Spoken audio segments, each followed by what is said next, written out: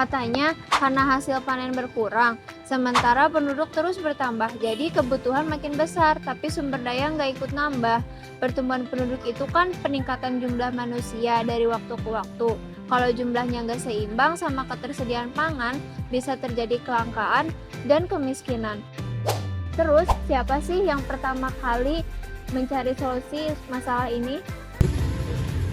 Jadi gini, orang yang pertama kali membahas soal pertumbuhan penduduk adalah Thomas Robert Malthus, di mana ia adalah seorang ekonom asal Inggris yang lahir pada 13 Februari 1756 di Surrey dan meninggal pada tahun 1834, di mana ia dikenal sebagai tokoh penting dalam ekonomi klasik.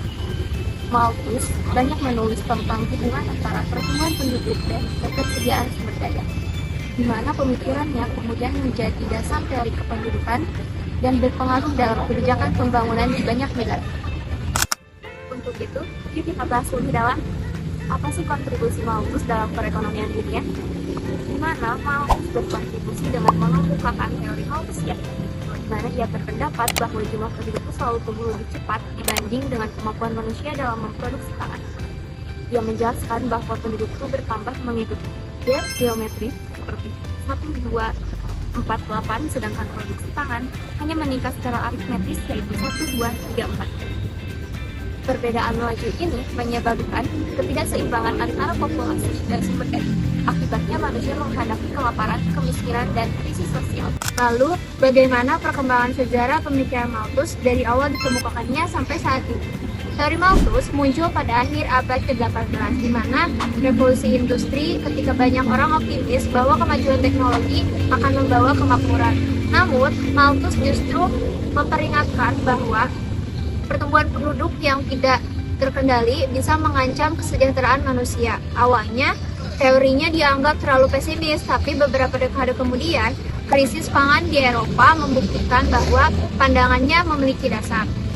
Pada abad ke-20, revolusi hijau meningkatkan hasil pertanian dengan teknologi modern, sehingga teori Malthus sempat dianggap tidak relevan. Namun, di abad ke-21, dengan munculnya masalah seperti perubahan iklim, berkurangnya lahan pertanian, dan meningkatnya populasi, gagasan Malthus kembali dengan penting sebagai peringatan bahwa bumi memiliki batas dalam menopang pertumbuhan manusia. Lalu, apakah teori Malthus ini masih terasa relevan dengan kondisi ekonomi saat ini? Di mana sampai sekarang teori Malthus masih terasa relevan. Memang teknologi pertanian modern seperti hidroponik, permakultur, dan rekayasa genetika telah meningkatkan hasil pangan. Tetapi tidak semua tanaman bisa ditanam dengan sistem itu, terutama tanaman pokok seperti padi dan gandum. Selain itu, lahan pertanian semakin berkurang karena banyak yang berubah fungsi menjadi kawasan industri dan pemukiman.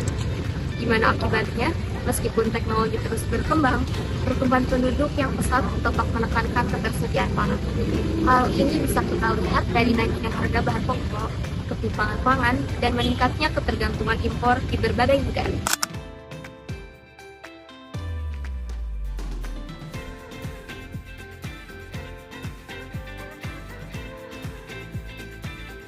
Bill, Ya, udah lihat berita yang baru belum? yang mana? Berita ini loh soal kesenjangan sosial.